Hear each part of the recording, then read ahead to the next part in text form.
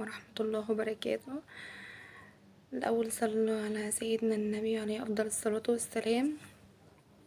جاي أقولك ازاي تستخدمي أكني فري من غير ما تحرقي وشك، لأن في بنات كتير قوي بيشتكوا ان هو حرق وشهم وان سوء استخدام منهم واستعمال منهم. انتي بتحطي يعني بصي انتي بتستعملي منه اول استعمال ليكي بيبقى اول شهر بتحطيه مره في الاسبوع وتحطيه نص ساعه وتغسليه. لكن لو حطيتيه اكتر او نمتي بيه طبعا هيحرق وشك، لان في بنات كتير بيشتكوا فعلا ان هو حرق وشهم بسبب سوء استخدام منهم.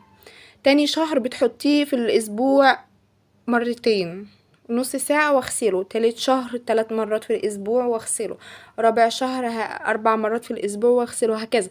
بعد كده هتدخليه في روتينك، يعني هتلاقي نفسك دخلتيه في الروتين على طول، كل يوم بتحطيه.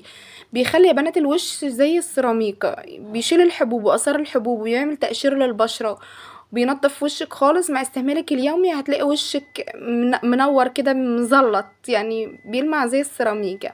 فانت عشان ما يحرقش وشك زي ما انا بقولك كده استخدميه مره اول شهر مره في الاسبوع ونص ساعه واغسلي وشك. تاني شهر مرتين في الاسبوع نص ساعه واغسلي وشك.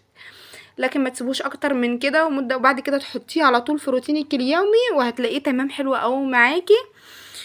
واستخدميه واللي هيستخدمه هيلاقيه حلو يكتب لي في التعليقات ويقول لي هو استخدمه ازاي وعمل ايه معاه.